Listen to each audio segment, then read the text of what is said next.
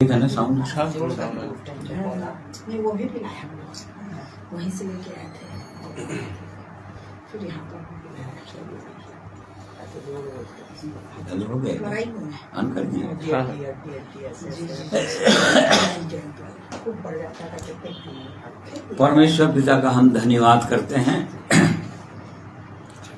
उसकी धीरज, उसकी करुणा, उसकी दया के लिए, उसकी कृपा के लिए, जिसके कारण से उसने आज के दिन को फिर से हमारे जीवन में जोड़ा और फिर से हमें ये अवसर मिला है कि हम परमेश्वर की आराधना मीडिया के माध्यम से ऑनलाइन कर सकें। और इसलिए परमेश्वर ने आज के दिन में अवसर दिया, इसलिए उस जीवित परमेश्वर का हम हृदय से धन्यवाद करते हैं। इसलिए परमेश्वर आज के दिन में हम सबों की सहायता करेंगे, अगुवाई मांगेंगे उससे।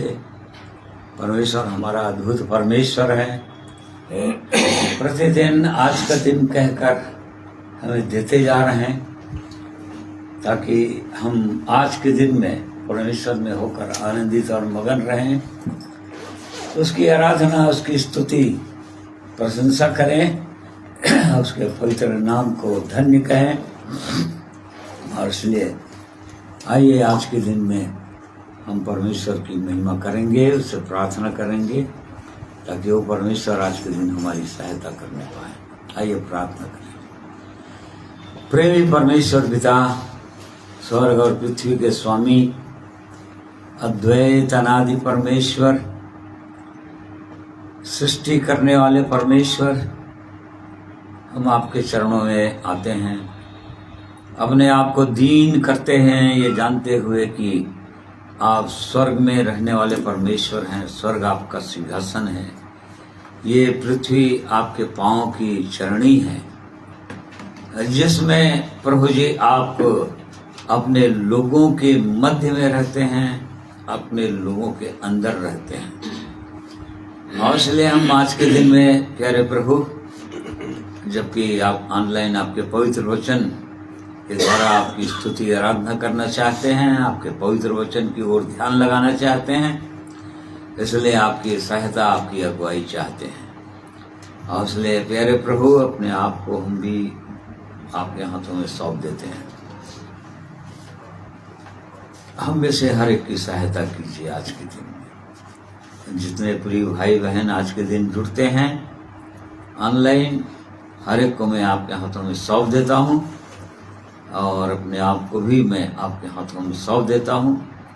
और अपने प्रिय महिमा गीतों के द्वारा करने वाले अपने प्रिय लोगों को भी आपके हाथों में सौंप देता हूँ।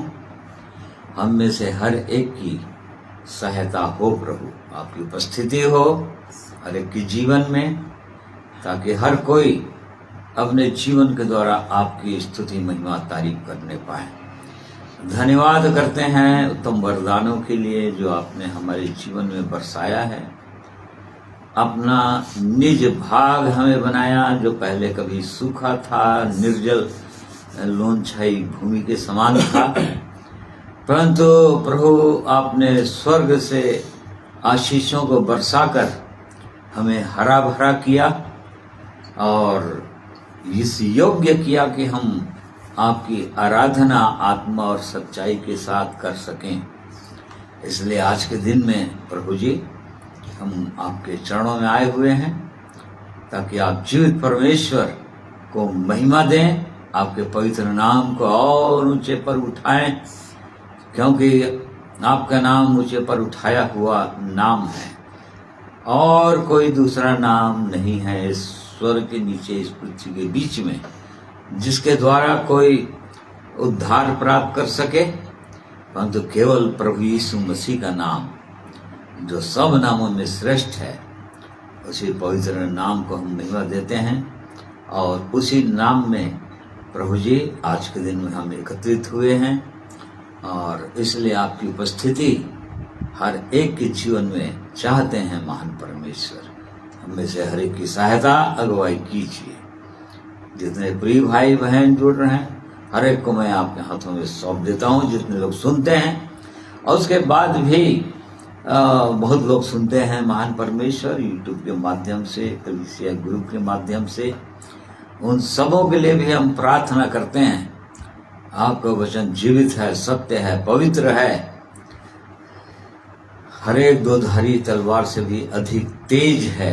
ऐसे वचन को आपने हमें दिया, इसलिए हम आपका धन्यवाद करते हैं और भी अपने आप को दीन करते हैं। प्रार्थना प्रभु यीशु मसीह के नाम में मांगते हैं, सुनिए, ग्रहण कीजिए। आमीन। प्रिय भाइयों बहनों, आप सबों का मैं धन्यवाद करता हूँ मेरे साथ ऑनलाइन जुड़ने के लिए। परमेश्वर आप सबों की सहायता अगुवाई करे और आज के दिन में प्रभु के प्रेम की ओर हम और देखेंगे, उसके वचन की ओर ध्यान लगाएंगे और उसकी आराधना आत्मा और सच्चाई से के साथ करेंगे और भी अपने आप को अपने प्रभु में हम समर्पित करेंगे। और इसलिए आइए प्रभु की महिमा हम सुनेंगे गीतों के द्वारा, अपने प्रिय लोगों के द्वारा।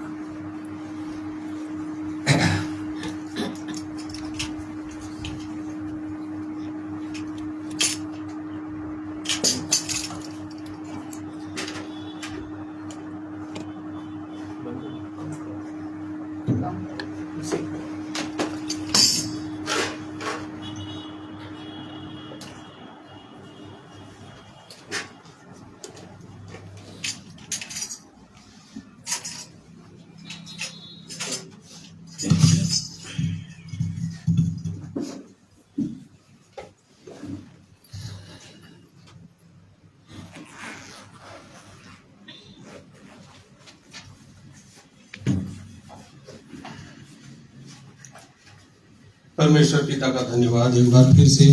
परमेश्वर पिता ने हमें अवसर दिया कि हम उसकी आराधना और उपासना के योग्य ठहरे, इसलिए प्रभु की महिमा हो, स्तुति हो।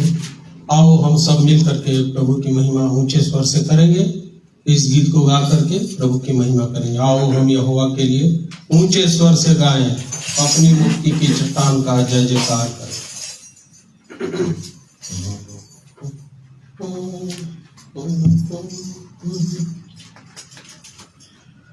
आओ हम यहोवा के लिए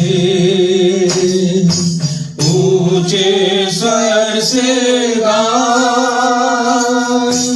अपनी मुक्ति की चट्टान का जय जयकार करें। आओ हम यहोवा के लिए ऊंचे स्वर से गाएं, अपनी मुक्ति की चट्टान का जय जयकार करें। धन्यवाद करते हुए उसके साथ गाएं, भजन गाते हुए उसका जय जयकार करें। धन्यवाद करते हुए उसके साथ गाएं, भजन गाते हुए उसका जय जयकार करें। हम यहोवा के लिए ऊंचे स्वर से गाएं, अपनी मुक्ति की चट्टान का जय जयकार करें। क्योंकि यहोवा महान ईश्वर है, सारे देवताओं के ऊपर महान राजा है। क्योंकि यहोवा महान ईश्वर है, सारे देवताओं के ऊपर महान राजा है। आओ मुझे स्वर से गान अपनी मुक्ति की कथा जय जयकार करे क्योंकि वो हमारा परमेश्वर है और हम उसके राजा उसके हाथी तेरे हैं क्योंकि वो हमारा परमेश्वर है और हम उसकी प्रजा उसके हाथी भेड़े हैं। हम यहोवा के लिए मुझे स्वर से गान अपनी मुक्ति की चट्टान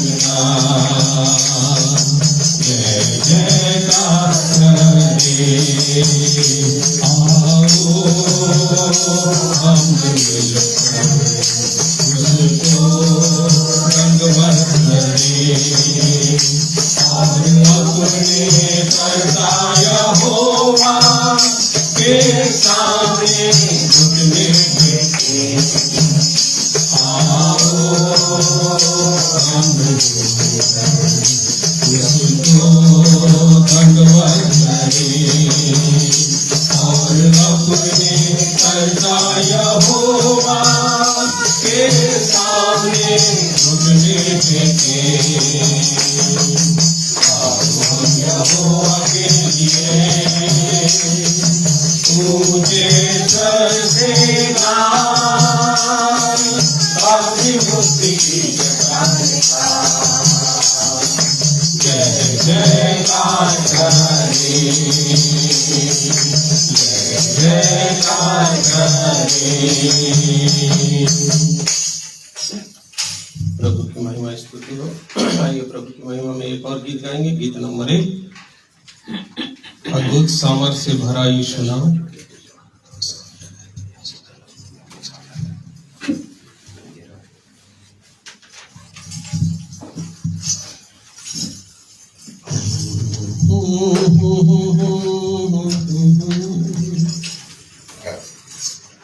अद्भुत सामर्थ से भरा यीशु नाम, सामर्थ से भरा यीशु नाम, स्वर्ग पृथ्वी का उसमें सर्वाधिकार। अद्भुत सामर्थ से भरा यीशु नाम, अद्भुत सामर्थ से भरा यीशु नाम, अद्भुत सामर्थ से भरा यीशु नाम, स्वर्ग पृथ्वी का उसमें सर्वाधिकार। अद्भुत सामर्थ से भरा यीशु नाम, वो प्रभु है राजा है यीशु क्रिस्त प्रभुओं का प्रभु है।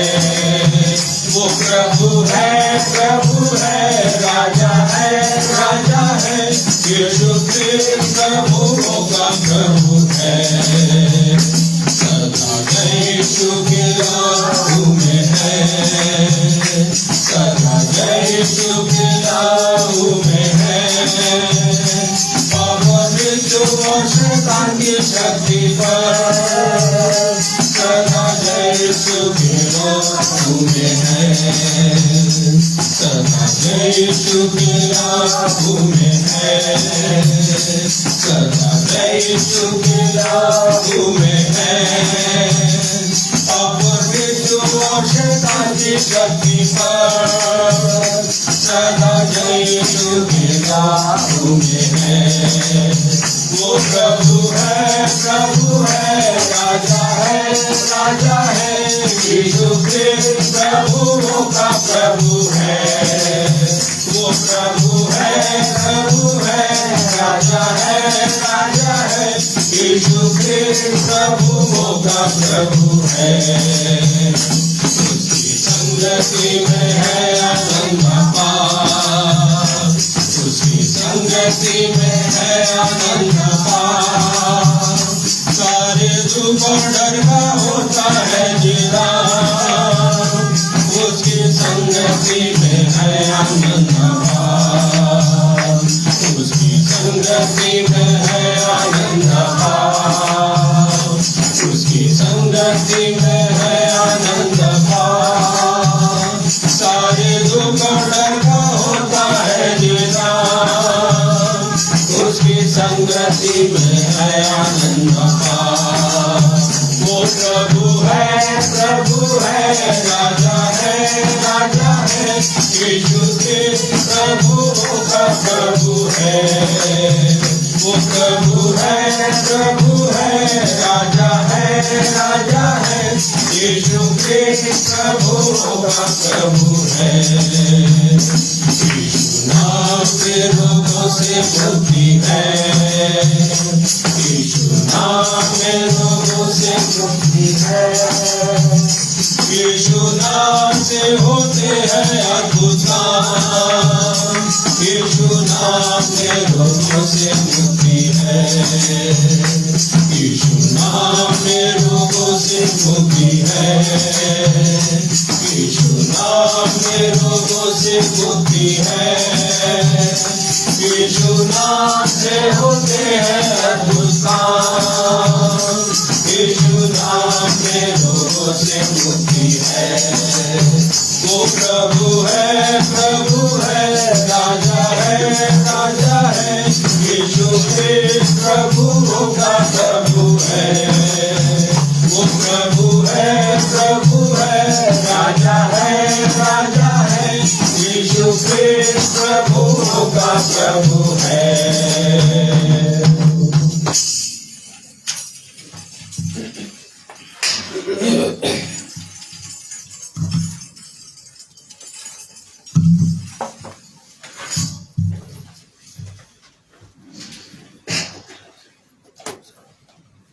जय मसीह की। मैं परमेश्वर पिता की महिमा के लिए गीत गाऊंगा, फिर हम सब वचन के बाद में जाएंगे।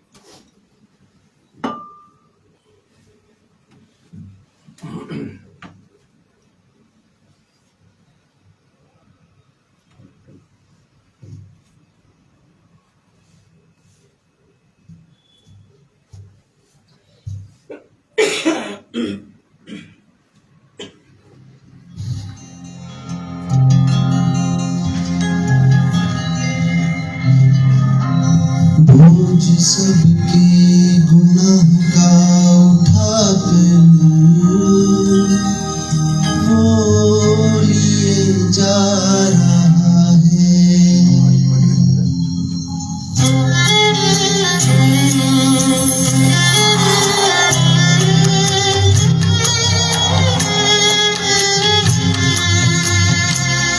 बोझ सबके गुनाह का उठाकर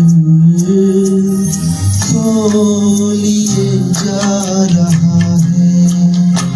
बोझ सबके गुनाह का उठाकर वो लिए जा रहा है।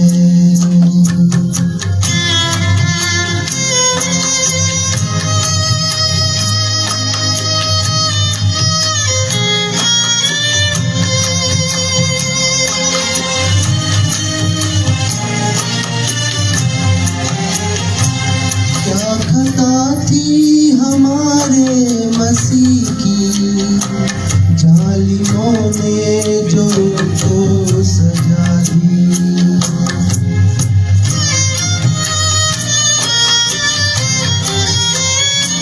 क्या खता थी हमारे मसीह की,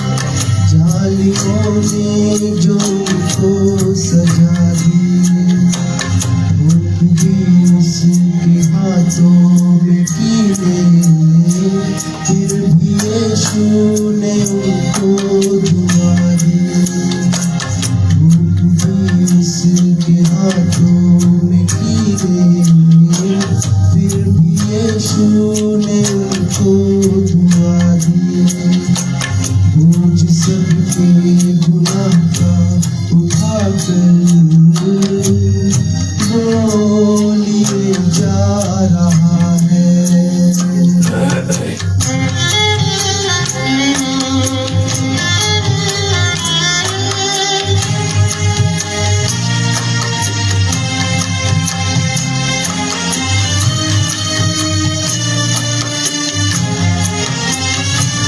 ताज कांटों का सर पे पहनाया, इस बेदर्दी से उसको सताया।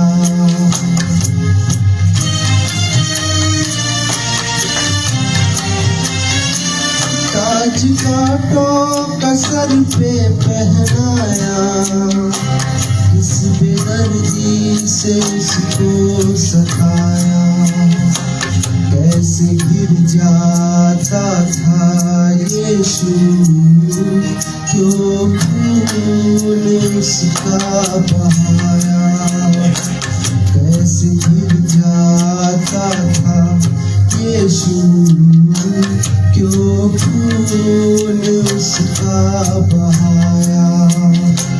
बोझ सबके गुनाह का उठाकर वो लिए जा रहा है।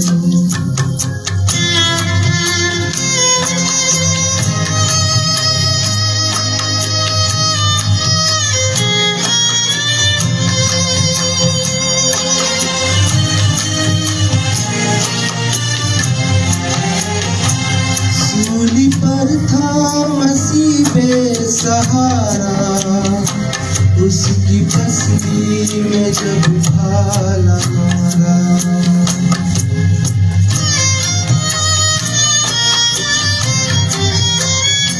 सूली पर था मसीह बेसहारा, उसकी पसली में जब भाला मारा। वो चली थी लहू की जो धारा, है उसी में सभी का कफारा। वो चली थी लहू की जो धारा, है उसी में सभी का कफारा। बोझ सबके गुनाह का उठाकर वो लिए जा रहा है। बोझ सबके गुनाह का उठाकर वो लिए जा रहा है। वो लिए जा रहा है। हाँ, वो लिए जा रहा है।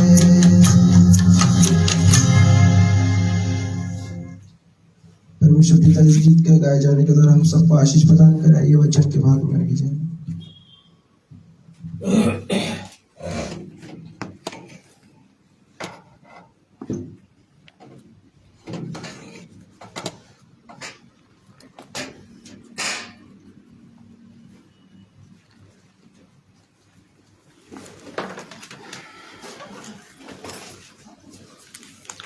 परमेश्वर पिता का हम धन्यवाद करते हैं।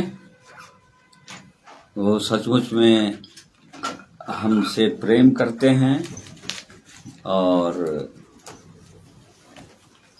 हमको छुटकारा देने के लिए, हमको हल्का करने के लिए, हमारे बोझ को, चिंताओं का बोझ, पापों का बोझ, समस्याओं का बोझ, कई प्रकार के बोझों से आज मनुष्य लदा हुआ है। और इसी कारण से मनुष्य आज सीधा चल नहीं पाता, एकदम सीधा नहीं चल पाता, झुका हुआ चलता है, क्योंकि बोझ लेकर चल रहा है। परंतु हम परमेश्वर का धन्यवाद करते हैं, अपने प्रभु यीशु मसीह का हम धन्यवाद करते हैं, जिसने हमारे बोझ को अपने ऊपर उठा लिया है। और हम वचन में पाते हैं कि प्रतिदिन वो हमारा बोझ उठाता है। प्रतिदिन जो लोग अपने बोझ को अपने जीवित परमेश्वर को देते हैं, जो लोग उस पर विश्वास करते हैं पूरा पूरा, उनके बोझ को अभी भी उठाने के लिए वो तैयार रहता है। प्रतिदिन वो उठाता है, और ताकि उसके लोग प्रतिदिन आनंदित रहें, प्रतिदिन शांति के साथ जीवन व्यतीत करें, बड़े हियाव के साथ और पूरी दृढ़ निश्चयता के साथ। ये परमेश्वर की सिद्ध इच्छा और मनसा है, और यही वो चाहता है अपने लोगों से। और इसलिए वो जीवित परमेश्वर का हम धन्यवाद करते हैं। और वो चाहता है कि हम अंतिम दिनों में, जबकि हम बहुत ही एकदम अंतिम दिनों में हैं, और विश्व की दुनिया की परिस्थितियों को हम जब देखते हैं तो और ऐसा लगता है कि और निकट आ गया है। प्रभु यीशु का आगमन बहुत निकट है, और जो भी भविष्यवाणियां हैं, अंतिम भविष्यवाणियां जो है वो एकदम पूरी होने को है। और इसलिए वो परमेश्वर चाहता है कि इन बातों को उसके लोग जानें, उसकी इच्छा को अपने जीवन के द्वारा पूरी करें, और अपने आप को बलवंत करें, चौकस रहें बहुत ज्यादा। जैसे कि एक वचन हम लोग देखेंगे नहूम की पुस्तक, उसका 2 अध्याय, भाई पढ़ रहे हैं।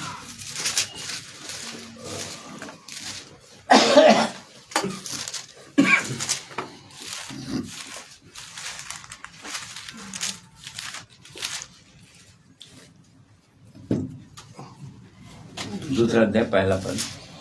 नहूम की पुस्तक, उसका 2 अध्याय, उसका पहला पद। सत्यानाश करने वाले तेरे विरुद्ध चढ़ आया है, गढ़ को दृढ़ कर, मार्ग देखता हुआ चौकस रहे, अपनी कमर कस, अपना बल बढ़ा दे। हाँ, देखिए, ये परमेश्वर अपने लोगों को बोलता है, हमेशा से इन बातों को बोलता है। जब भी कोई संकट आए, सामने दिखे परमेश्वर को, तो परमेश्वर अपने नबियों के द्वारा अपनी प्रजा को, अपने लोगों को चिता देता था। वो क्यों? क्योंकि वो कौन निकट है बोल रहा है यहाँ पर? सत्यानाश करने वाला निकट आ गया है। इसलिए मार्ग देखता हुआ चौकस रह।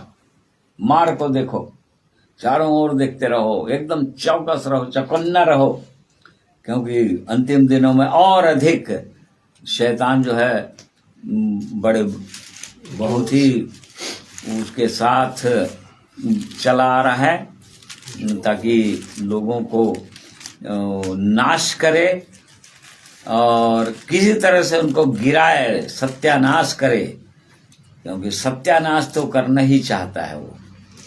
और इसीलिए वो अपने लोगों को, वो परमेश्वर चेतावनी देते रहता है बीच बीच में अपने वचनों के द्वारा, अपने नबियों के द्वारा।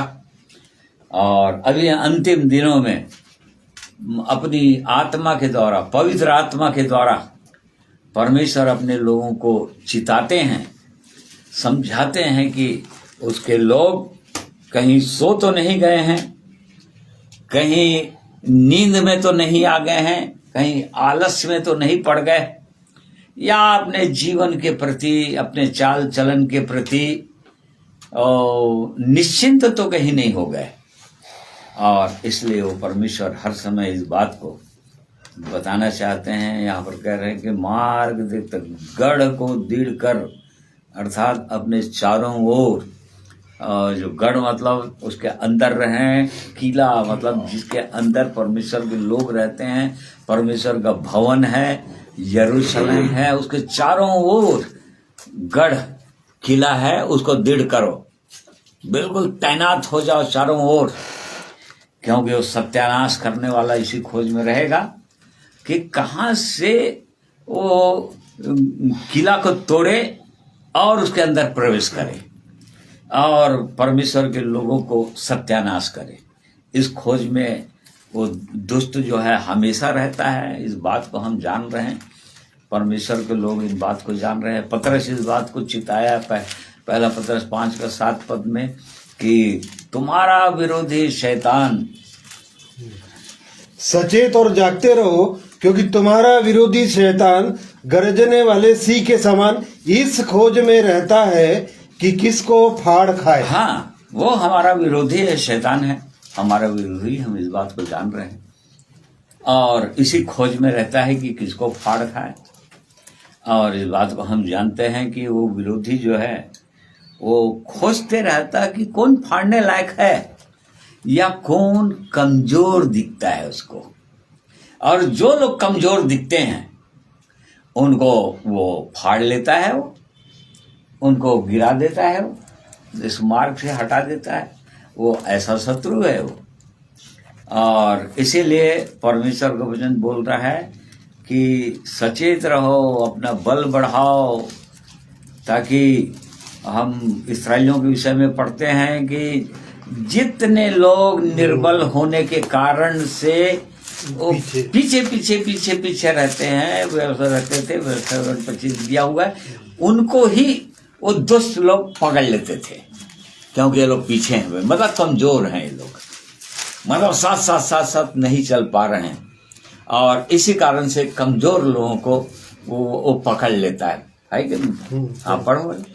स्मरण रख कि जब तू मिस्र से निकल कर आ रहा था तब अमालेक ने तुझसे मार्ग में क्या किया, अर्थात उनको परमेश्वर का भय ना था। इस कारण उसने जब तू मार्ग में थका मांदा था तब तुझ पर चढ़ाई करके जितने निर्बल होने के कारण सबसे पीछे थे उन सबों को मारा। देखो, जितने लोग पीछे रहेंगे उन्हें वो मारेगा वो। और इसीलिए परमेश्वर जो है चौकसी करने के लिए बोलता है कि आगे बढ़ो, आगे पीछे मत रहो, साथ साथ चलो, विश्वासियों के साथ साथ, जीवन पाए हुए लोगों के साथ साथ चलो। यहाँ पर लिखा है कारण क्या था, उनके जीवन में परमेश्वर का भय नहीं था और इसी कारण से थकान को महसूस करते थे वो लोग, क्योंकि भय नहीं था। अब भय नहीं रहेगा तो उनके जीवन में आनंद नहीं रहेगा, शांति नहीं रहेगी, उत्साह नहीं रहेगा आगे बढ़ने का, और हर समय वो लोग पीछे ही रहेंगे। और इसी कारण से उस दुष्ट को अवसर मिल जाता है और ऐसे लोगों को ही पकड़ता है वो शैतान। इसी खोज में रहता है कि कौन व्यक्ति है जो फाड़ा जा सकता है, या जो जिसको गिराया जा सकता है, या जो इधर उधर की बातों पर विश्वास करते हैं, इधर उधर की बातों पर विश्वास करते हैं, जो परमेश्वर के वचन की वो उतना ध्यान नहीं है उनका, परंतु बुराइयों पर एक दूसरा व्यक्ति क्या बोलता है, किसके विषय में क्या बोलता है, उस पर जो लोग ध्यान देते हैं वो दुष्ट जो है ऐसे ही लोगों को ढूंढते रहता है। और जैसे ही पा लेता है, क्योंकि वो लोग पीछे आगे नहीं आ रहे हैं, वो लोग साथ साथ नहीं चल रहे हैं परमेश्वर के लोगों के साथ, और इसलिए उसको मौका मिलता है और वो ऐसे ही लोगों को फाड़ खाता है। इसीलिए बोल रहा है यहाँ पर, गढ़ को दृढ़ कर मार्ग देखता हुआ चौकस रहा। हर समय हमको मार्ग देखना है, मार्ग की ओर, सीधा मार्ग, क्रूस का मार्ग जो ऊपर की ओर जाता है और वो सकरा मार्ग है, उसी मार्ग को हमको देखते हुए, और मार्ग को देखता हुआ बोल रहा है यहाँ पर। हम इस बात को जानते हैं, मार्ग जो है हमारा स्वयं प्रभु यीशु है। उसने कहा कि मार्ग मैं हूं, और इसीलिए जो लोग मार्ग को देखते हुए आगे बढ़ते जाते हैं, अर्थात प्रभु यीशु को देखते हुए, हम वचन में भी इसी बात को पाते हैं। इब्रानी 12 अध्याय उसका 3 पद के अंदर, अपने सिद्ध करने वाले और विश्वास के कर्ता और सिद्ध करने वाले यीशु की ओर ताकते रहें, जिसने उस आनंद के लिए जो उसके आगे धरा था लज्जा की कुछ चिंता न करके क्रूस का दुख सहा और परमेश्वर के सिंहासन की दाहिनी ओर जा बैठा। हाँ, जो लोग मार्ग को देखते हुए आगे बढ़ते जाएंगे, मार्ग हमारा एकमात्र प्रभु यीशु, इस बात को हमेशा याद रखेंगे, और कोई नहीं है मार्ग। इसलिए हमको प्रभु यीशु को ही देखते हुए जाना है। क्यों? क्योंकि विश्वास का कर्ता वही, उसी ने हमारे हृदय के अंदर विश्वास को जागृत किया, जिसके कारण से हम उद्धार प्राप्त कर सके। उस जीवित परमेश्वर पर, उसके पुनरुत्थान की सामर्थ पर हम विश्वास कर पाए और सुंदर इस जीवन को हम प्राप्त कर पाए, और वही हमको सिद्ध भी करेगा, और कोई हमको सिद्ध नहीं कर सकता। तो जो लोग प्रभु यीशु की ओर, जो हमारा मार्ग है, सीधा मार्ग जो स्वर्ग को सीधा सीधा गया है, वो उसको देखते हुए जो लोग आगे बढ़ेंगे, मार्ग को देखता हुआ चौकस रहा, उसको देखते हुए चौकस रहना है, आजू बाजू भी देखते रहना है।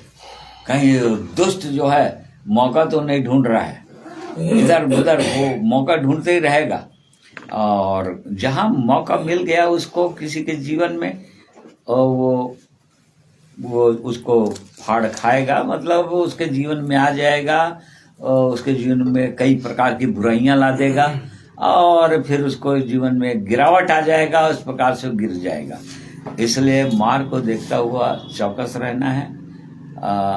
अपनी कमर कस, यहाँ पर अपनी कमर कस, इसका मतलब हियाव को टूटना नहीं चाहिए।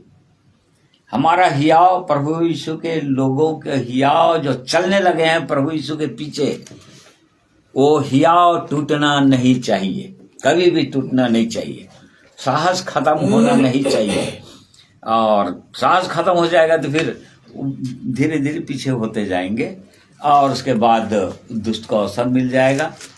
इसलिए यहाँ पर लिख रहा है कि कमर कसकर, यहाँ पर कमर कस, अपनी कमर कस, कमर को कस लेना है। अब बाइबल में हम बार बार इन बातों को पाते हैं। प्रभु यीशु मसीह ने अपने चेलों को चिताया था, लूका 12 अध्याय उसका 35 पद में, तुम्हारी कमरें बंधी रहे और तुम्हारे दिए जलते रहे। देखो प्रभु यीशु ने अपने चेलों को चिताया था, क्योंकि इनको ऐसा लगता था चेलों को कि हम लोग इतने थोड़े लोग हैं, छोटे, अब बिल्कुल छोटे ही सा झुंड है, छोटे झुंड को तो कोई भी मार भगाएगा, कोई भी गिरा देगा, और कोई भी इनको हेर कर लेगा। ऐसा वो लग रहा है कि वो लोग डर रहे थे प्रभु यीशु को चेले। प्रभु यीशु ने कहा मत डर, क्योंकि राज्य तो तुम्हें लोगों को मिलने वाला है। जो लोग होल हार्टेडली प्रभु यीशु के पीछे चलते हैं, राज्य उन्हीं को मिलेगा। मार्ग देखते हुए, क्योंकि हमारा प्रभु यीशु मार्ग है, और जो लोग उसको देखते हुए चल रहे हैं, राज्य तो उन्हीं को मिलेगा। बाकी लोगों को राज्य मिलने वाला नहीं। बहुत सारे लोग उस मार्ग से प्रवेश ही नहीं करते हैं। पहली बात तो प्रभु यीशु ने कहा मार्ग में ही, जो इस मार्ग से प्रवेश करेगा वही उसके साथ जाएगा। पहली बात तो ये है, तो मार्ग में ही वो उससे प्रवेश नहीं करते हैं, फिर मार्ग में चलते नहीं हैं। फिर उसके बाद बहुतों का हियाव आगे चलकर टूट जाता है। जब निकले थे तो सब लोग बलवान थे, लिखा है। जब इस्राएली जब निकले थे मिस्र से तो कोई भी निर्बल नहीं था। भजन संहिता 105 अध्याय में हम पढ़ते हैं इस बात को। जब वो लोग मिस्र देश से निकले, हाँ, एक भी निर्बल नहीं था।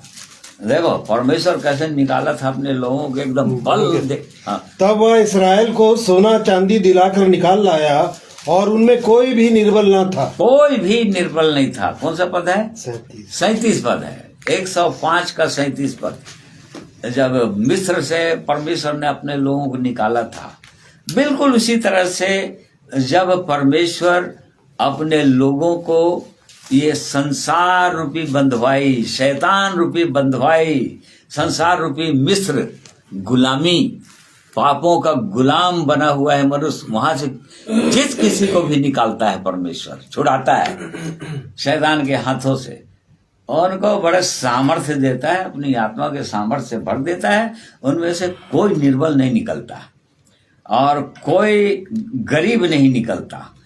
क्यों? क्योंकि परमेश्वर अपनी धन संपत्ति से भर देता है, अपनी आशीषों से भर देता है, हियाव दे देता है, कमर को कस देता है पूरी रीति से, क्योंकि ये लोग कमर कस के ही निकले थे।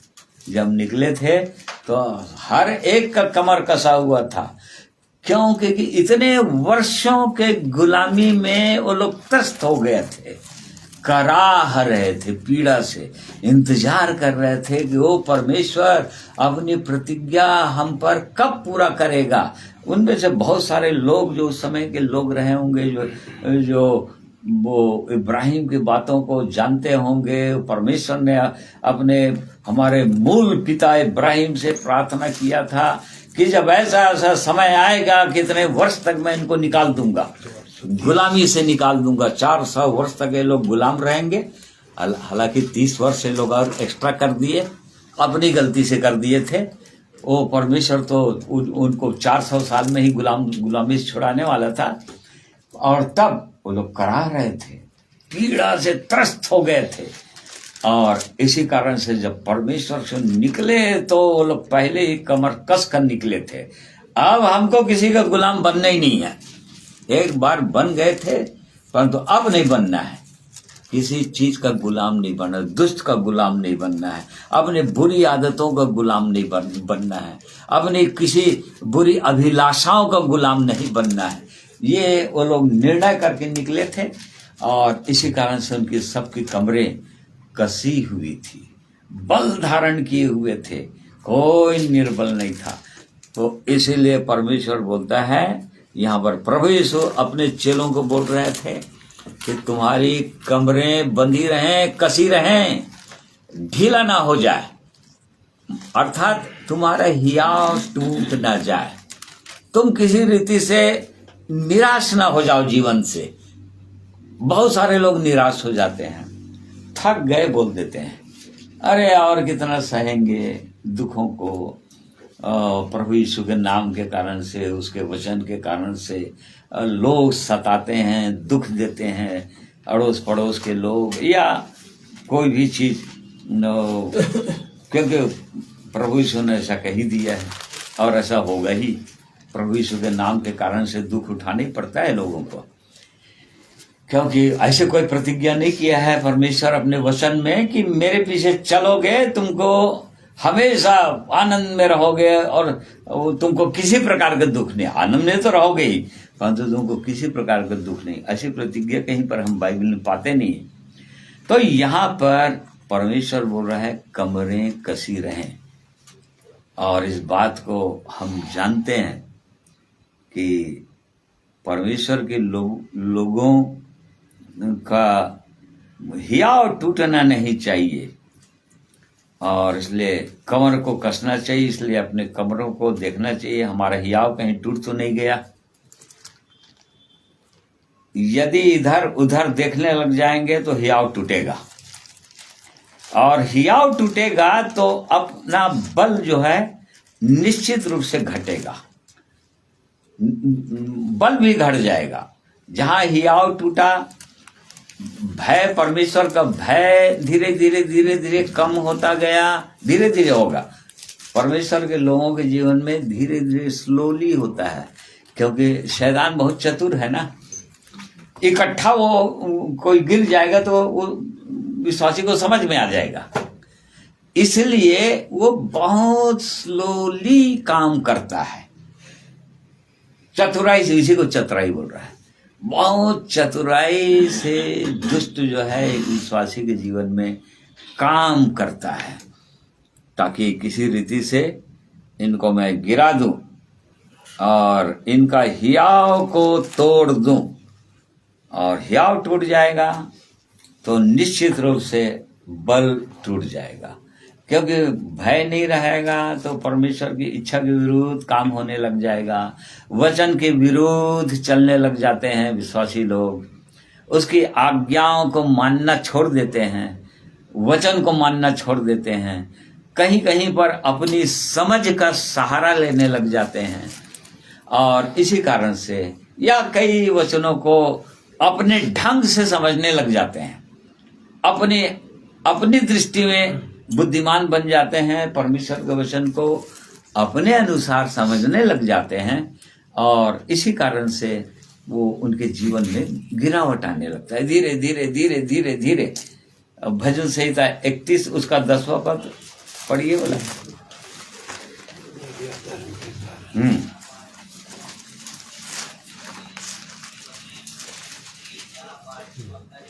मेरा जीवन शोक के मारे और मेरी आयु कहराते कहराते घट चली है। मेरा बल मेरे अधर्म के कारण जाता रहा और मेरी हड्डियां घुल गई। देख लो, मेरा बल मेरे अधर्म के कारण जाता रहा। तो परमेश्वर का जन बोल रहा है, एक समय में था जब राजा दाऊद, ये प्रार्थना है, ये उसकी गवाही है समझो। वो अपनी गवाही बताने से किसी प्रकार से कोई संकोच नहीं कर रहा है, ताकि परमेश्वर के लोग इन बातों को जाने कि कैसे एक विश्वासी का बल घटता है, कैसे उसका सामर्थ्य समाप्त होता जाता है धीरे धीरे धीरे धीरे धीरे, और कैसे उसके जीवन में फिर संकट क्लेश आने लगते हैं। तो यहाँ पर बोल रहा है कि मेरे अधर्म के कारण से मेरा बल घट गया।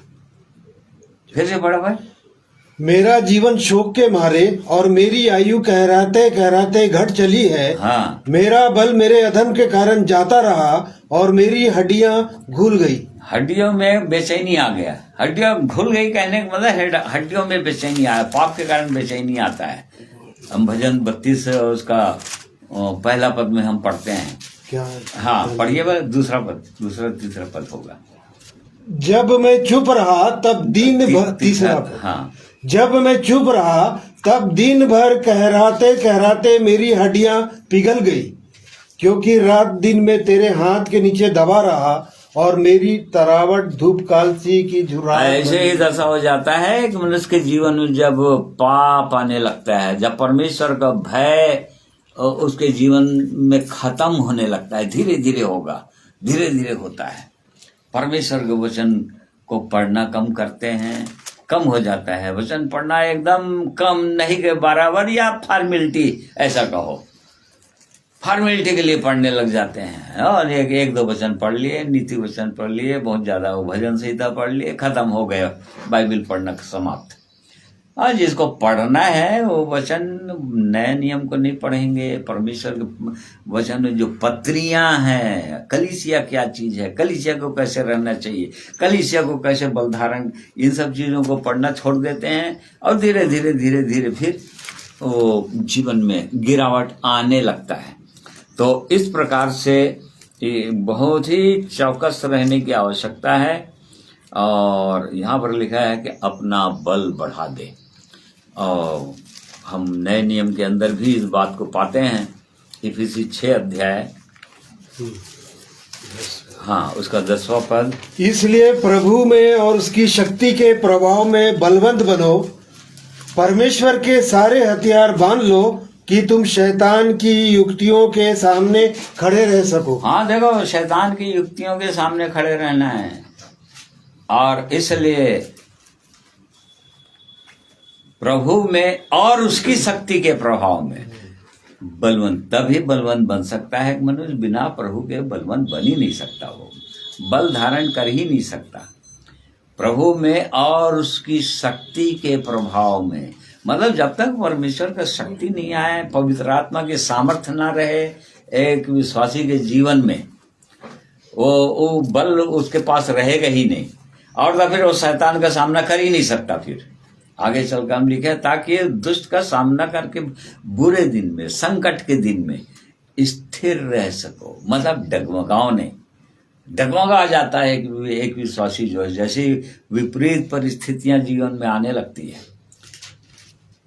संकट आने लगता है, सताव आने लगता है, क्लेश आने लगता है, और तब एक विश्वासी जो है हिम्मत हार जाता है, स्थिर नहीं हो पाता, डगमगा जाता है, विश्वास डगमगाने लग जाता है फिर उसका, और तब फिर भय आ जाता है उसके जीवन में, और तब फिर वो धीरे धीरे पीछे हटने लग जाता है।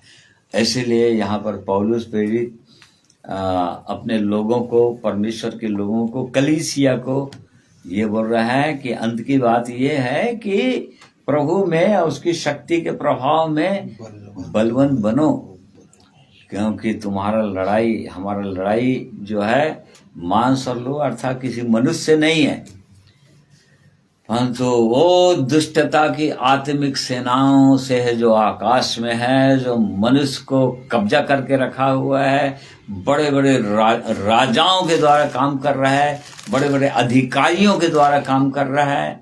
वो राज्य तो वही कर रहा है, मनुष्यों में होकर राज्य तो वही कर रहा है इस संसार में, क्योंकि संसार का ईश्वर है।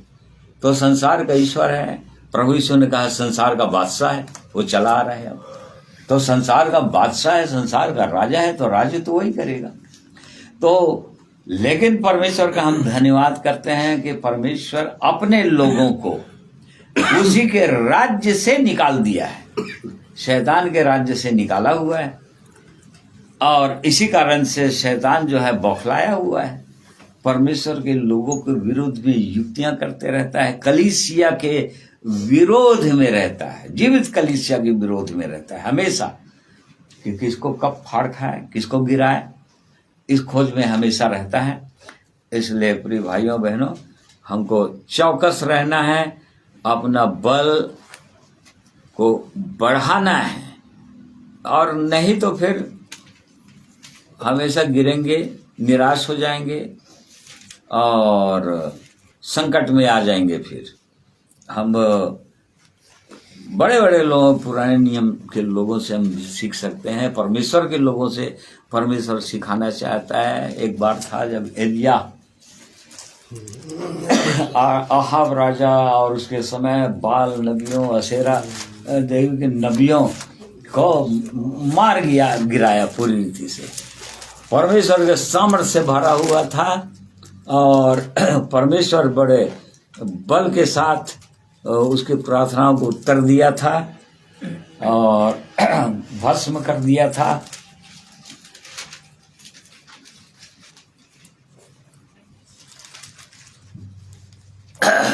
विधि को आग बरसा कर इसको उत्तर दिया था। परंतु आगे चलकर हम देखते हैं कि उसका बल घट गया।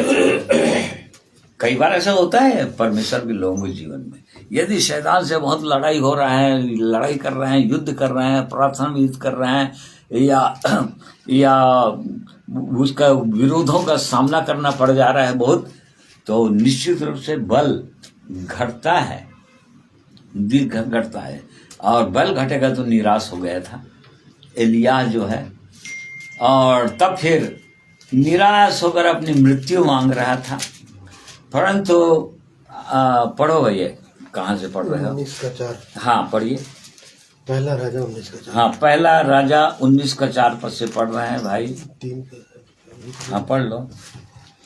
परंतु वह स्वयं जंगल के एक दिन मार्ग पर जाकर एक झाऊ के पेड़ के तले बैठ गया, जहां उसने यह कहकर अपनी मृत्यु मांगी, हे यहोवा, बस है, अब मेरा प्राण ले ले, क्योंकि मैं अपने पुरखाओं से अच्छा नहीं हूँ। वह झाऊ के पेड़ तले लेटकर सो गया, और देखो एक दूत ने उसे छू कर कहा, उठ कर खा। उसने दृष्टि करके क्या देखा कि मेरे सिरहाने पत्थरों पर पकी हुई एक रोटी और एक सुराही पानी रखा है। तब उसने खाया और पिया और फिर लेट गया। दूसरी बार यहोवा का दूत आया और उसे छू कर कहा, उठ कर खा, क्योंकि तुझे बहुत लंबी यात्रा करनी है। तब उसने उठकर खाया पिया और उसी भोजन से बल पाकर 40 दिन रात चलते चलते परमेश्वर के पर्वत होरेब को पहुंचा। हाँ देखो, हमको भी वहीं पहुंचना है। परमेश्वर के लोगों को यात्रा लंबी है अभी, और इसी कारण से कई बार संघर्ष करते करते करते दुष्ट के साथ, दुष्ट की युक्तियों के साथ लड़ते लड़ते कई बार विश्वासी लोगों का भी याव टूट जाता है, बल में कमी आ जाता है, निर्बल हो जाते हैं। और इसी कारण से परमेश्वर चाहता है कि यदि हमको निर्बल नहीं होना है, तो यहाँ पर देखो परमेश्वर ने उपाय किया उसके लिए, कि भोजन को उसने उपाय किया। उसने रोटी और पानी लाकर रख दिया उसके पास, ताकि वो खाए और खाकर वो बल धारण करे। जैसे उसने भोजन किया, बल पा लिया उसने, और 40 दिन तक, 40 दिन रात चलते चलते परमेश्वर के पर्वत पर होरे पर पहुंच गए। 40 दिन रात, मतलब 40 दिन जो है, हम देखते हैं वो प्रोविजन को दिखाता है, एक मनुष्य को चलना है, विश्वासी को। और इसीलिए जी उठने के बाद प्रभु यीशु 40 दिन तक गवाही देता रहा, अपने आप को प्रकट करता रहा चेलों पर, जो लोग विश्वास करते थे उन पर, कि वो जीवित हो चुका है, वो जीवित परमेश्वर है वो। और इसीलिए हर विश्वासी को 40 दिन तो चलना ही पड़ेगा, परंतु 40 दिन तक चलना है तो उसको बल तो धारण करना ही पड़ेगा। और बिना रोटी खाए तो बल मिलेगा ही नहीं। और इसलिए परमेश्वर उपाय करता है अपने लोगों के लिए, ताकि उनको भोजन मिले, उनको परमेश्वर का वचन रूपी भोजन, आत्मिक भोजन उसको मिलता ही रहे, पानी और रोटी से लोग तृप्त होते रहें और इस प्रकार से बल धारण करते रहें। और इसलिए प्रिय भाइयों बहनों, परमेश्वर के वचन को हमेशा भोजन के रूप में इसको खाना पीना, बिना इसका भोजन के रूप में नहीं खाएंगे, नहीं पिएंगे तो बल मिलेगा ही नहीं। धीरे धीरे निर्बल होते जाएंगे, धीरे धीरे निर्बल होते जाएंगे। इसलिए हर विश्वासी भाइयों और बहनों को जांचना चाहिए अपने जीवन को कि कितना वचन पढ़ते हैं। क्या जैसा पहले पढ़ते थे आरंभ में, जीवन पाने के बाद से कैसे मतलब परमेश्वर के वचन के प्रति भूखे प्यासे रहते थे, कैसे संगति की लालसा करते थे, कैसे परमेश्वर के वचन के लिए वो समय देते थे, आज देते हैं कि नहीं देते हैं? आज परमेश्वर के वचन के लिए उतनी वैसी वाली भूख प्यास है कि नहीं? इसको जांचने की आवश्यकता है हर एक विश्वास। नहीं तो धीरे धीरे धीरे बल घटता जाएगा और दुष्ट को अवसर मिलता जाएगा। किला को तोड़ देगा वो, नाका करके तोड़ दी गई है, लिखा है नीति वचन में। और उनके नाका करके तोड़ दी गई है, मतलब दुष्ट जो है नाका करके मतलब छेद करके। जो गढ़ है उसको कहीं यदि अवसर मिल गया, बलवान नहीं हुए तो नाका कर देगा, तोड़ देगा। वो तो तोड़ना ही चाहेगा, एक विश्वासी के जीवन को गिरा देगा। और हाँ पढ़ो बोले, जिसकी आत्मा वश में नहीं, वह ऐसे नगर के समान है जिसकी शहरपना घेराव करके तोड़ दी गई। हाँ, जो लोग अपनी आत्मा को वश में नहीं करते, मतलब अपने आप को मारते कूटते और वश में नहीं करते हैं, वो ऐसे शहरपना के समान, नगर के समान है जो जिसकी शहरपना नाका कर, जिसको शहरपना मतलब दीवार गढ़ नाका करके तोड़ दी गई, कहीं न कहीं छेद पा लिए। वो नाका करता है, वो धीरे धीरे नाका कैसे करता है हम लोग जानते हैं। नीति वचन 17 में लिखा हुआ 14 पद में किसका आरंभ झगड़े का आरंभ बांध के छेद के समान है। ऐसे ही करता है झगड़े का आरंभ। कहीं न कहीं किसी बात में वाद विवाद एक दूसरे विश्वासी के साथ करवा देगा, वो तू मैं हो जाएगा, एक दूसरे से सहमत नहीं होंगे, फिर धीरे से समझ जाओ छेद हो गया, नाका करके फिर तोड़ देगा। वो झगड़े का आरंभ बांध के छेद के समान है। नाका कर दिया, अब उसके बाद वो धीरे धीरे बढ़ता जाएगा, क्योंकि बांध का छेद है, वो पानी भरा हुआ है तो पानी धीरे धीरे धीरे खिसकता जाएगा और छेद जो है धीरे धीरे बढ़ता जाएगा। एक दिन साफ, कहीं पर कुछ भी खाली हो गया, जीवन समाप्त, कोई आनंद शांति नहीं जीवन के अंदर, केवल निराशा अशांति, उसके सिवाय कुछ रह नहीं गया। इस दशा में एक विश्वासी आ जाता है और इसलिए वो परमेश्वर चाहता है अपने लोगों को कि वो अपना बल बढ़ा दे। बल बढ़ना चाहिए और बल तो तभी बढ़ेगा जब परमेश्वर का वचन को पढ़ेंगे, परमेश्वर की आज्ञाओं को मानेंगे, परमेश्वर की इच्छा में अपने आप को प्रतिदिन समर्पित करेंगे, उसकी लालसा करेंगे, पवित्र आत्मा की सामर्थ्य भरेंगे, उसकी इच्छा करेंगे, हे प्रभु अपनी सामर्थ्य भर मुझको, और तभी तो बल बढ़ेगा, और नहीं तो फिर धीरे धीरे कम होते जाएगा, गिरते जाएगा। इसलिए परमेश्वर चाहता है अपने लोगों को कि दुष्ट जो चालें चलता है, यहाँ पर हमने पढ़ा कि देखो सत्यानाश करने वाला चला आ रहा है, तेरे विरुद्ध चढ़ आया है, सत्यानाश करने वाला तेरे विरुद्ध चढ़ आया है। और यदि उसकी चालों को नहीं समझ पाए, चढ़ आया है तो उसको मौका मिलेगा तभी चढ़ेगा। वो मौका नहीं दिए यदि तो चढ़ ही सकता नहीं है, किसी प्रकार से नहीं चढ़, अवसर मिलेगा तो चढ़ेगा। यदि कोई विश्वासी उसको अवसर देगा तब चढ़ेगा। और इसीलिए वो परमेश्वर बोलता है, पौलुस ने लिखा कुरिन्थियों के कलीसिया को कि वो दुष्ट को अवसर देना ही नहीं, और नहीं तो फिर वो तुम्हारे अंदर आ जाएगा, चढ़ आएगा, कहीं न कहीं छेद पा लेगा, छेद कर देगा। दूसरा कुरिन्थियों दूसरा अध्याय उसका 10 पद से पढ़िए वाला, कैसे मौका पाता है देखिए। दूसरा कुरिन्थियों 2:10, जिसका तुम कुछ क्षमा, हाँ ठीक है ना, वही पढ़ो ना। जिसका तुम कुछ क्षमा करते हो उसे मैं भी क्षमा करता हूँ, क्योंकि मैंने भी जो कुछ क्षमा किया है, यदि किया हो तो तुम्हारे कारण मसीह की जगह में होकर क्षमा किया है, कि शैतान का हम पर दाव ना चले, क्योंकि हम इसकी युक्तियों से अनजान नहीं। देखो शैतान का दांव कब चलता है, अर्थात वो एक विश्वासी के जीवन में कब अवसर मिल जाता है, उसको कब अवसर मिल जाता है, जब कोई एक दूसरा विश्वासी वो अपने आप को ठीक नहीं करते, मेल नहीं करते हैं। यहाँ पर क्षमा वाली बात हो रही थी। पौलुस प्रेरित जो है इस कलीसिया में किसी भाई बहन के एक दूसरे के विरोध में कुछ तुतु में हो गया था, और तब फिर उसने बताया कि देखो क्षमा कर दो, नहीं तो शैतान को दांव मिल जाएगा, उसका अवसर मिल जाएगा।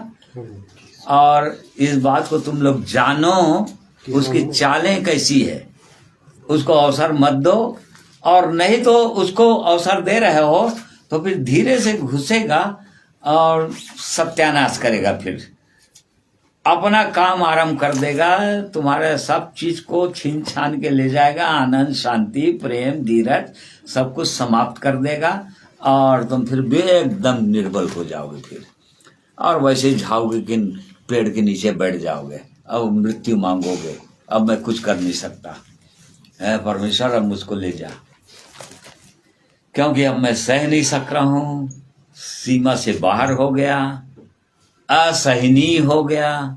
ऐसा बहुत सारे लोग बोलते हैं, परमेश्वर के लोग। तो ऐसी दशा ना आए करके वो परमेश्वर एक विश्वासी को चिताता है। और इसीलिए दूसरा इफिसी 4 अध्याय, हाँ उसका 25-26 पद पढ़िए। क्रोध तो करो पर पाप मत करो, यहीं से पढ़ो। हाँ 25 पद। इस कारण झूठ बोलना छोड़कर हर एक अपने पड़ोसी से सच बोले। इसका मतलब ये इफिसी के कलीसिया के लोग किसी के जीवन में ऐसा था कि लोग झूठ बोल देते थे बीच बीच में, जैसे कि आज भी हम बहुतों के जीवन में हम पाते हैं, विश्वासियों के जीवन में। और कोई चीजों को कई बार वो लोग समझते नहीं रहते हैं, कई बार अनजाने में बोल डालते हैं, परंतु यहाँ पर झूठ हो जाता है। यहाँ पर कलीसिया को बोल रहा है, ये उद्धार पाए हुए लोगों को पौलुस पत्र लिख रहा है, झूठ बोलना छोड़कर हर कोई अपने पड़ोसी से सच बोले। क्यों? क्योंकि हम आपस में एक दूसरे के अंग हैं। क्रोध तो करो पर पाप मत करो, सूर्य अस्त होने तक तुम्हारा क्रोध ना रहे और ना शैतान को अवसर दो। देखो नहीं तो शैतान को अवसर मिलेगा और फिर वो फाड़ खाएगा, फिर शैतान को अवसर मिलना ही नहीं चाहिए।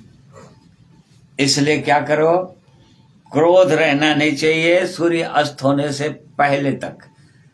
अर्थात प्रभु यीशु जो धार्मिकता का सूर्य है वो उदय हो चुका है एक विश्वासी के अंदर, और यदि क्रोध बना रहेगा तो धीरे धीरे धीरे धीरे वो अस्त भी हो जाएगा।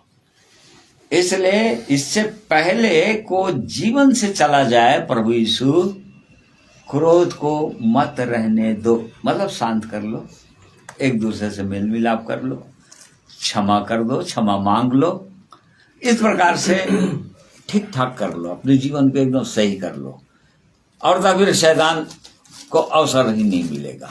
सब शैतान देखता रहेगा ये लोग मत करें मत करें, और ऐसे ही बहुत दिन हो गए तो समझो शैतान को अवसर दे दिए हो, और शैतान जो है अपना काम अवश्य करेगा। फिर दुनिया भर का और बुरे बुरे विचारों को लाएगा, विरोध की बातों को लाएगा, परमेश्वर के वचन के अनुसार अब नहीं चलना है मुझको, बाइबल पढ़ना छुड़वा देगा, प्रार्थना करना छुड़वा देगा। ये काम दुष्ट करता है, हम देख रहे हैं। हम व्यवहारिक जीवन में अनुभव से इन बातों को हम देखते चले आ रहे हैं कि दुष्ट ऐसा ही करता है। इसलिए हमें परमेश्वर के लोगों को शैतान की चालों को समझने की आवश्यकता है, और भयंकर भयंकर चाल चलता है वो, तो उसको कई बार बहुत बड़े बड़े विश्वासी लोग नहीं समझ पाते। हम पुराने नियम के अंदर देखते हैं, नहम्याह की पुस्तक में, नहम्याह 6 अध्याय उसका 10 पद से पढ़िए वाला। एजरा के बाद नहम्याह, एजरा नहम्याह एस्तर से पहले।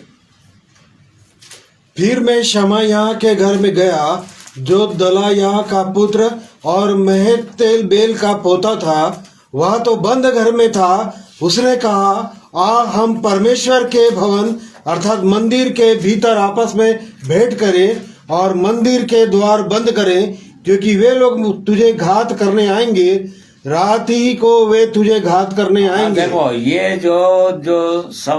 जो था, समया के घर में गया जो दलाया का पुत्र महतबेल का पोता था, समया, तोबिया और उसके साथ और लोग, अम्मोनी लोग, कुछ लोग थे जो नहम्याह के घोर विरोधी थे, परमेश्वर के घोर विरोधी थे। क्योंकि नहम्याह जो है परमेश्वर के भवन को, वो जो उसके शहरपनाह टूट गया था, फाटक जल गए थे, उसको रिपेयर करने के लिए आया था वो, और उसके विरोध में खड़ा हो गया था। वो कैसे बनेगा, परंतु यहाँ पर उसकी कैसी चालें हैं, दुष्ट कैसे चाल चल रहा है, यहाँ पर हम उसकी चालों को देख रहे हैं।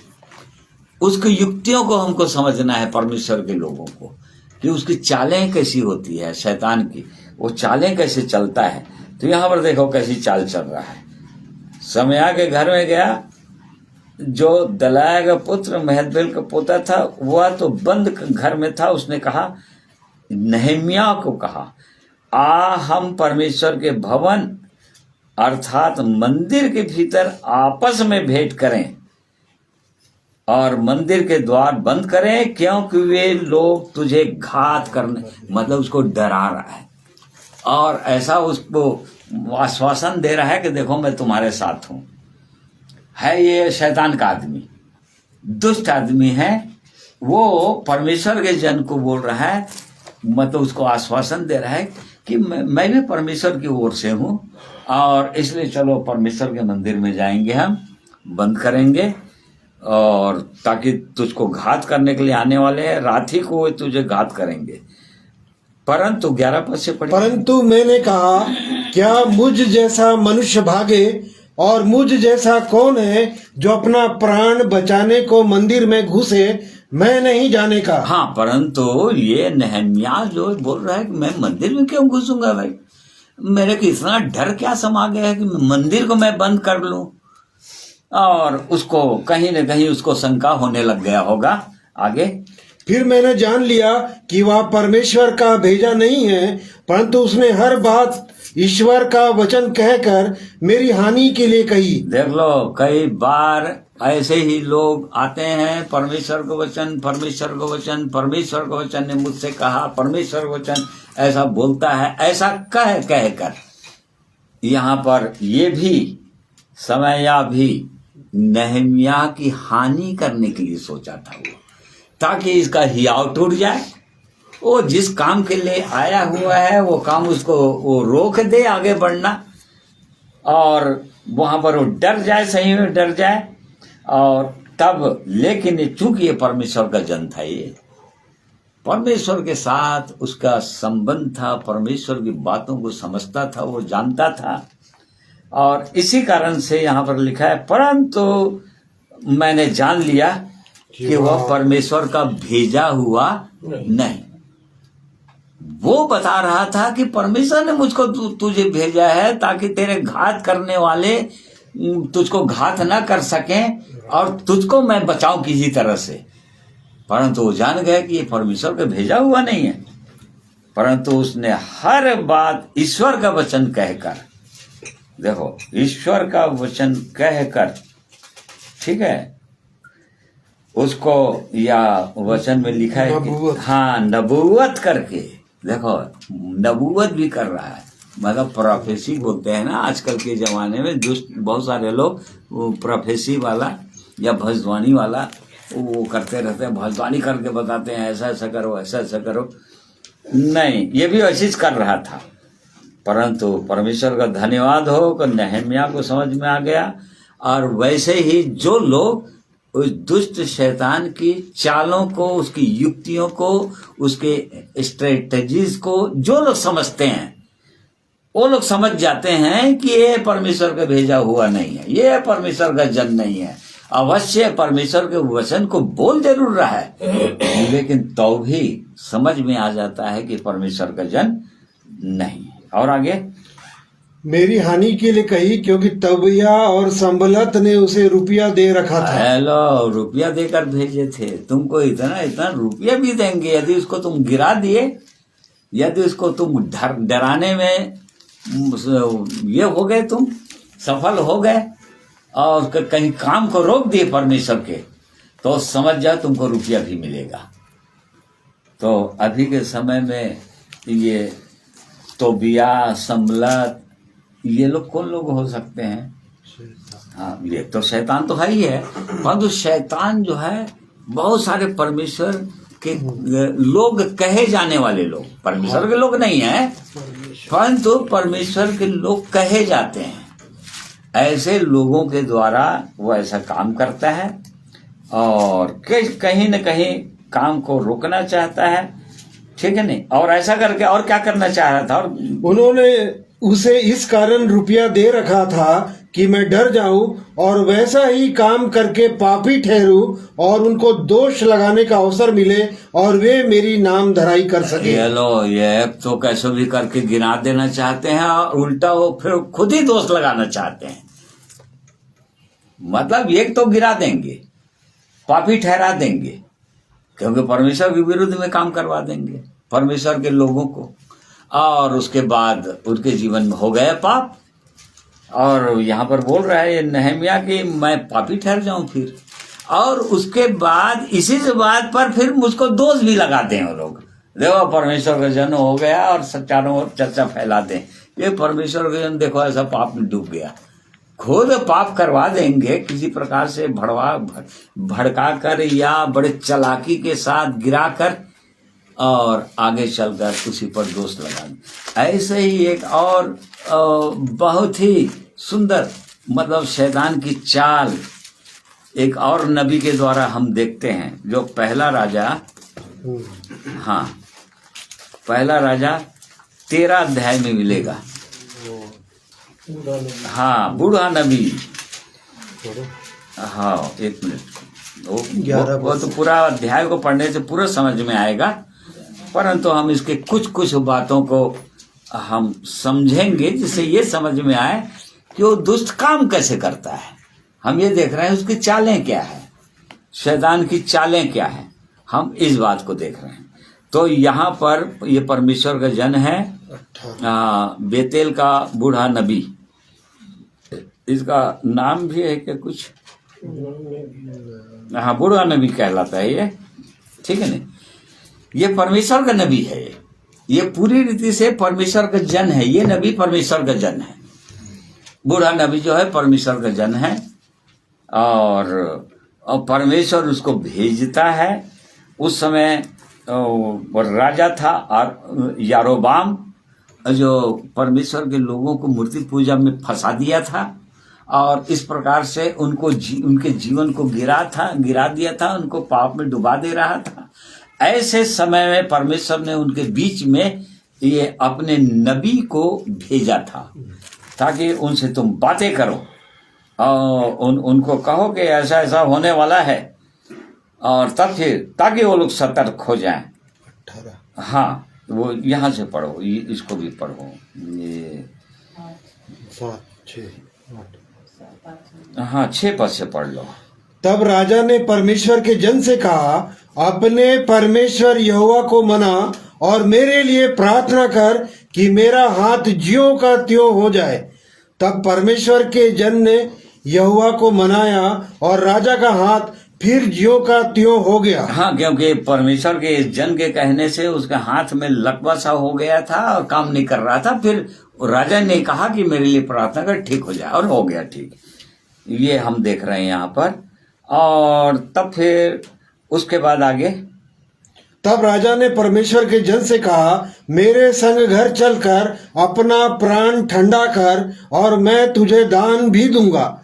परमेश्वर के जन ने राजा से कहा, चाहे तू मुझे अपना आधा घर भी दे तो भी तेरे घर में ना चलूंगा, और इस स्थान में मैंने ना तो रोटी खाऊंगा और ना पानी पीऊंगा। हाँ। क्योंकि यहोवा के वचन के द्वारा मुझे यूं आज्ञा मिली है कि ना तो रोटी खाना और ना पानी पीना और ना उस मार्ग से लौटना जिससे तू जाएगा। इसलिए वह उस मार्ग से जिससे बेतेल गया था ना लौटकर दूसरे मार्ग से चला गया। हाँ, मतलब ये परमेश्वर से उसको आज्ञा मिला था, भेजा था, और आश्चर्य कम दिखा भी दिया। राजा उसको पैसा भी देना चाह रहा था, दान देना चाह रहा था, बड़ा बड़ा दान, परंतु उसने सीधा सीधा इनकार कर दिया। परमेश्वर के लोग ऐसे लालच में रहते नहीं हैं। और उसने कह दिया, तू कितनों भी बड़ा दान दे, अपना आधा भी घर दे दे, तभी तेरे घर में चलूंगा नहीं, जाने वाला नहीं।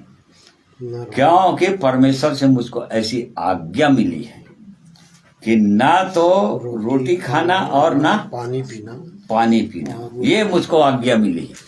इसीलिए वो दूसरे रास्ते से, दूसरे मार्ग से चला गया। ठीक है। अब यहाँ पर बेतेल में एक नबी था, बूढ़ा नबी। देखो, ये भी एक बूढ़ा नबी था बेतेल में, और बेतेल में बूढ़ा नबी था। ये क्या बोल रहा है उसको? देखो, ये भी परमेश्वर का जन हूं बोल रहा था उससे।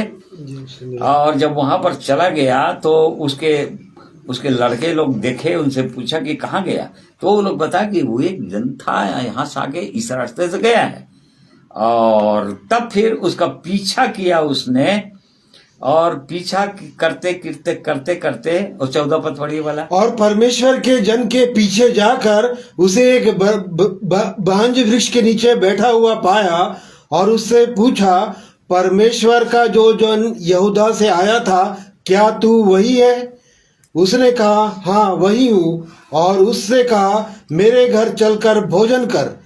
उसने उससे कहा, मैं ना तो तेरे संग लौट सकता और ना तेरे संग घर में जा सकता हूँ, और ना मैं इस स्थान में तेरे संग रोटी खाऊंगा ना पानी पीऊंगा, क्योंकि यहोवा के वचन के द्वारा मुझे यह आज्ञा मिली है कि ना वहाँ तो रोटी खाना और ना पानी पीना, और जिस मार्ग से तू जाएगा उससे ना लौटना। हाँ, देखो यहाँ पर इस नबी को भी उसने बता दिया जो परमेश्वर ने मुझको कहा है, इससे मैं दाएं बाएं मुड़ने वाला नहीं।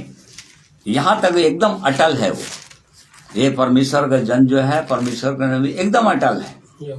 हाँ, अब आगे क्या होता है उसको देखिए, उसी को हमको समझना है।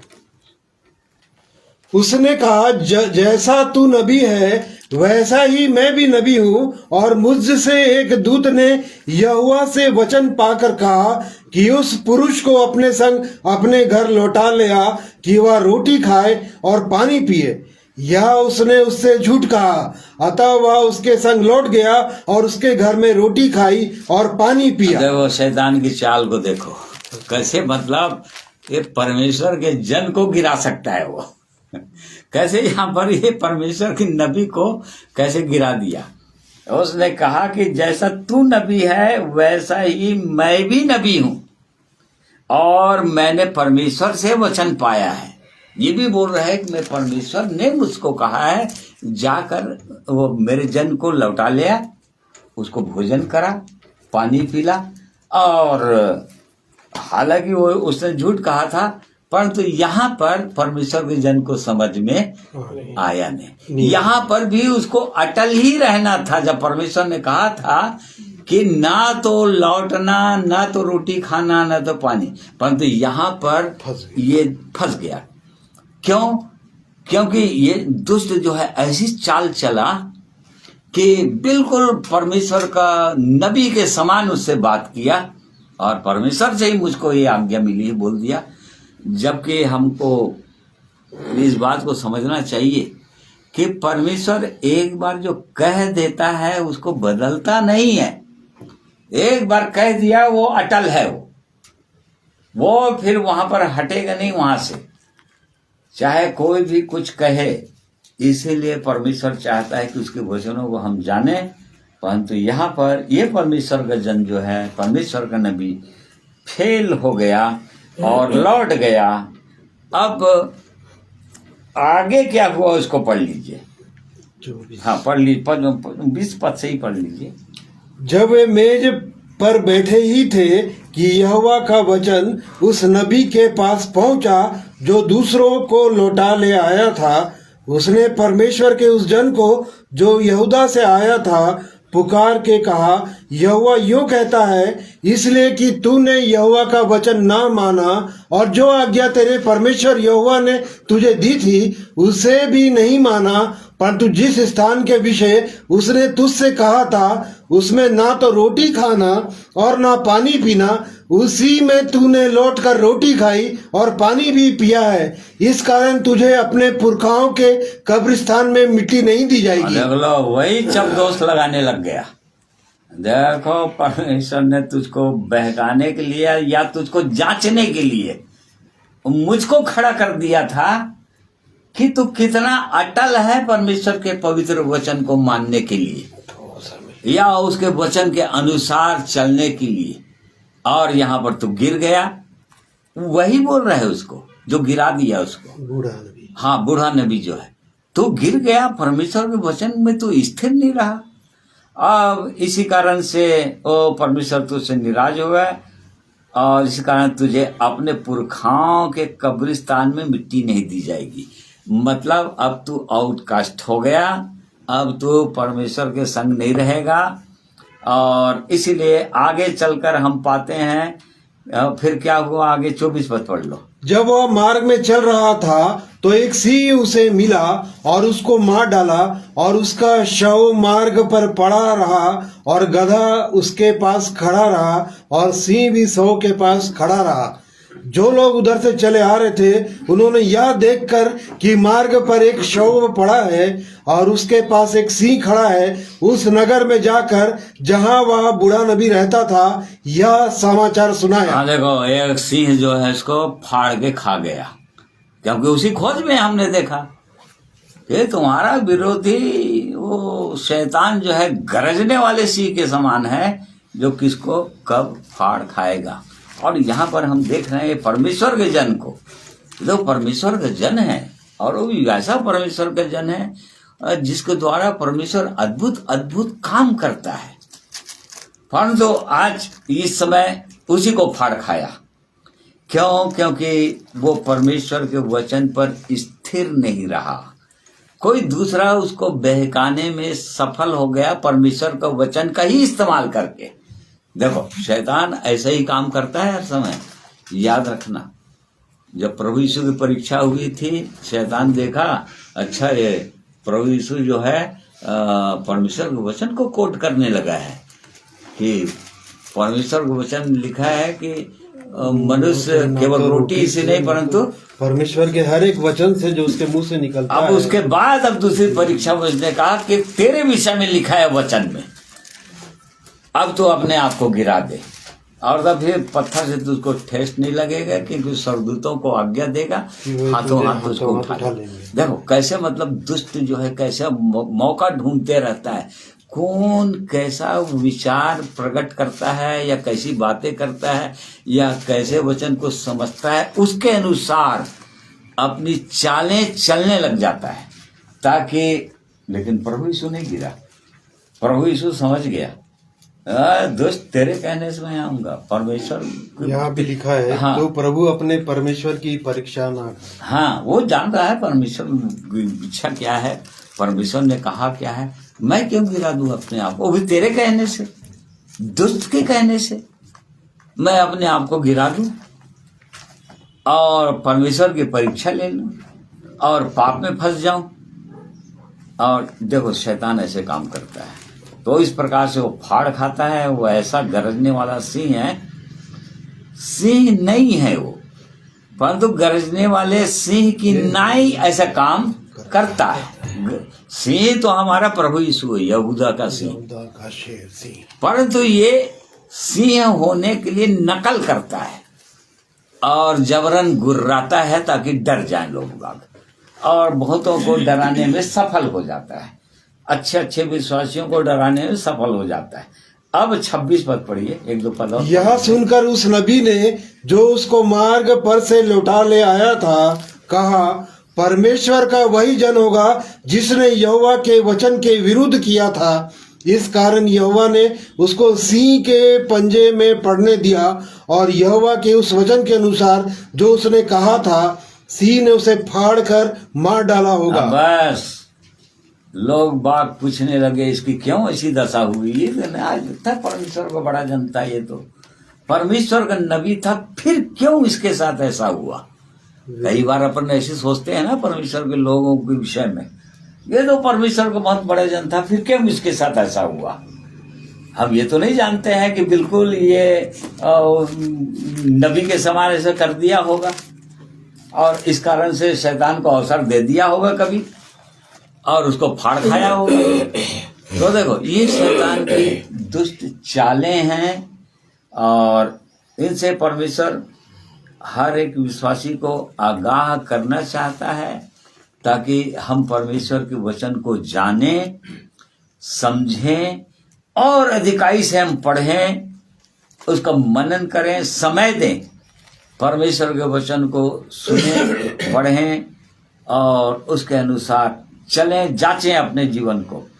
नहीं तो बिल्कुल ऐसा ही वो अवसर मिल जाता है शैतान को और शैतान जो है वो खड़ा हो जाता है और फाड़ने में सफल हो जाता है अच्छे अच्छे विश्वासियों को।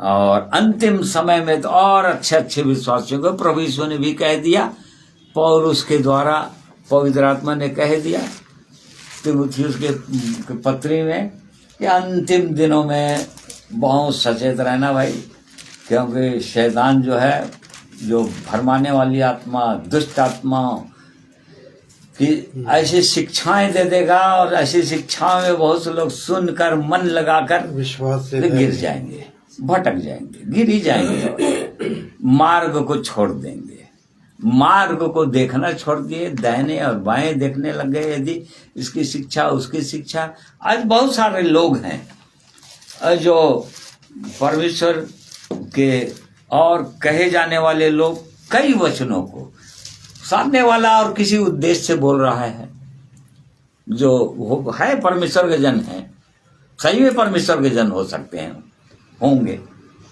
परंतु किस उद्देश्य से, किस कारण से, किस संदर्भ में वो बोल रहे हैं, इस बात को नहीं समझते।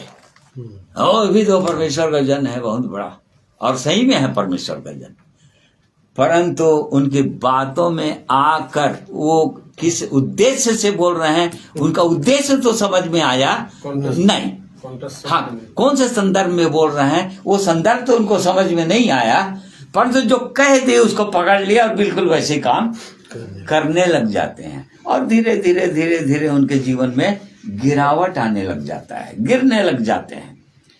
और इसीलिए परमेश्वर हमारी सहायता करे। प्रिय भाइयों और बहनों, ये परमेश्वर का वचन है, वो चाहता है कि उसके लोग अंतिम दिनों में, जबकि हम जान रहे हैं कि शैतान को पता है कि उसका बस थोड़ा ही समय और बचा है, और इसलिए जितने लोगों को, परमेश्वर के लोगों को, जितने लोगों को गिरा सके, चुने हुए लोगों को भी उतना कैसो करके मैं गिराऊं, इस खोज में लगा हुआ है।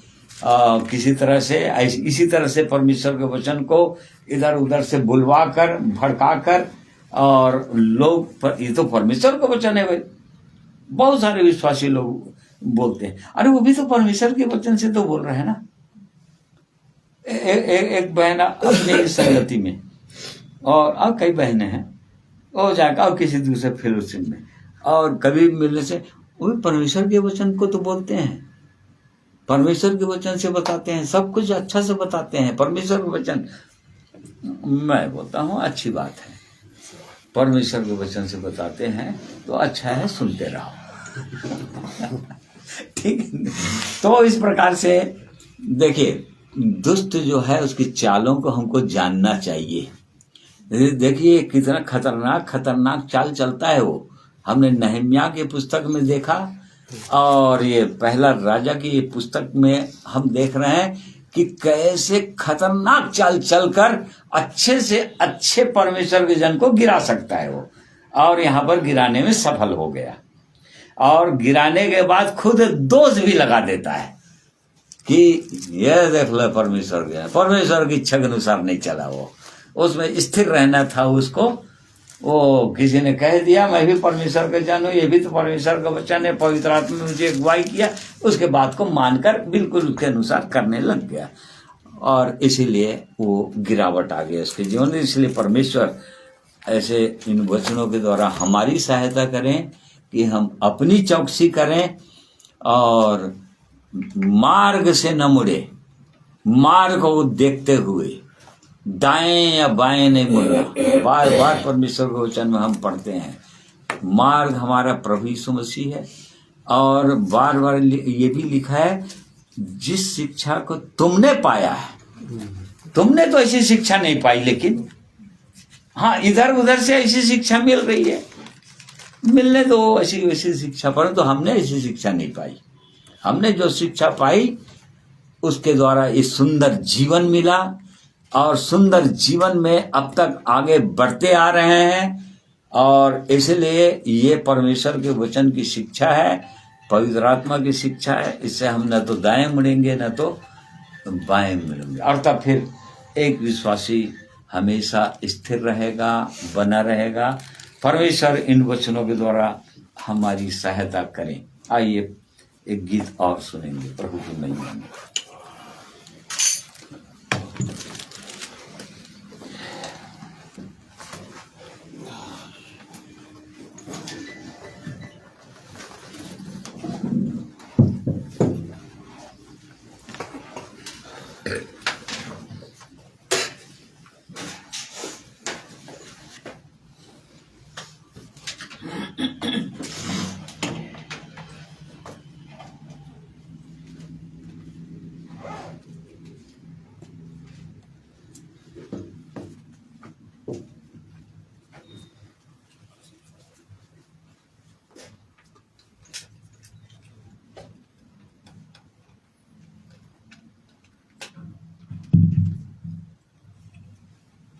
प्रभु की महिमा हो, स्तुति हो।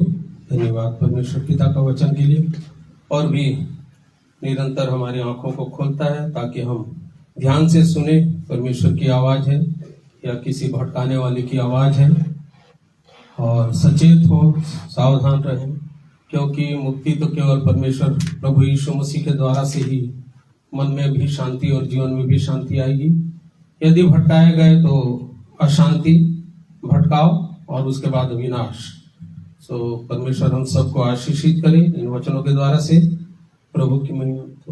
ये दे दे, ये इसको कम करके इको दे थोड़ा। Hello hello hello hello hello hello hello hello. आइए इस गीत को सुनिए।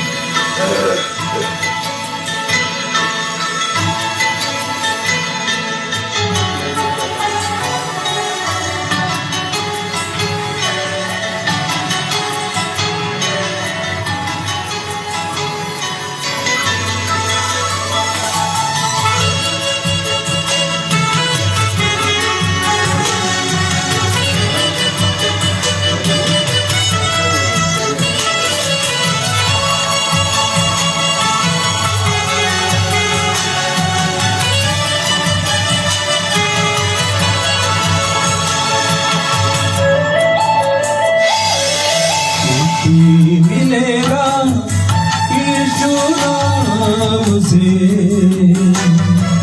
शांति मिलेगा यीशु नाम से, मुक्ति मिलेगा यीशु नाम से, शांति मिलेगा यीशु नाम से। दया का सागर मेरा प्रभु है, सदा मेरे पास वो रहते हैं, उसके गुण गाते रहेंगे। हो मुक्ति मिलेगा यीशु नाम से, शांति मिलेगा यीशु नाम से, मुक्ति मिलेगा यीशु नाम से, शांति मिलेगा यीशु नाम से।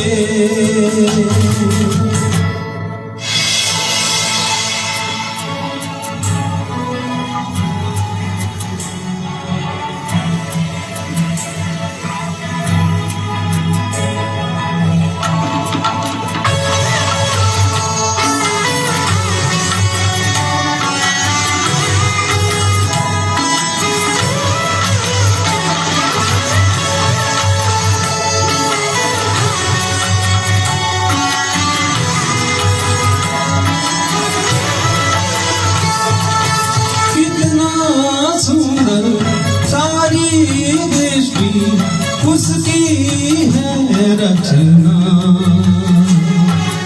कितना सुंदर उनका काम, यीशु है महान। सर्वो जाति सर्वो लोगों पाते हैं उनकी करुणा, पहाड़ पर्वत जीव जंतु करते हैं उनका गुणगान।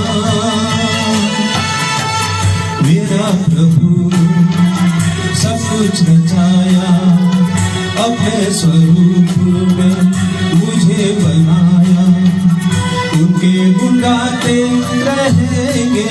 हो मुक्ति मिलेगा यीशु नाम से, शांति मिलेगा यीशु नाम से, मुक्ति मिलेगा यीशु नाम से, शांति मिलेगा यीशु नाम से।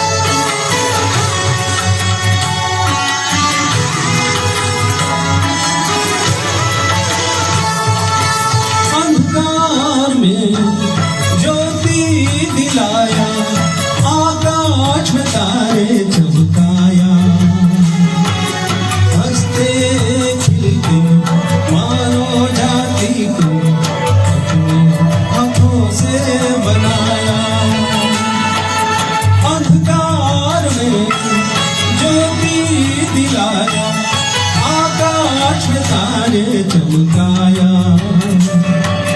हंसते खिलते मानव जाति को अपनी आंखों से बनाया।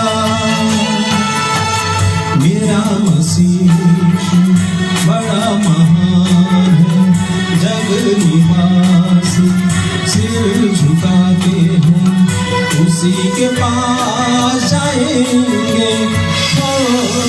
मुक्ति मिलेगा यीशु नाम से, शांति मिलेगा यीशु नाम से, मुक्ति मिलेगा यीशु नाम से, शांति मिलेगा यीशु नाम से।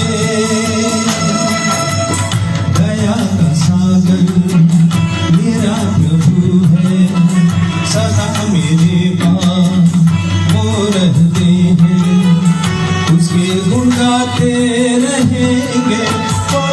मुक्ति मिलेगा यीशु नाम से, शांति मिलेगा यीशु नाम से, मुक्ति मिलेगा यीशु नाम से, शांति मिलेगा यीशु नाम से। प्रेमी परमेश्वर पिता का धन्यवाद। प्रभु यीशु धन्यवाद।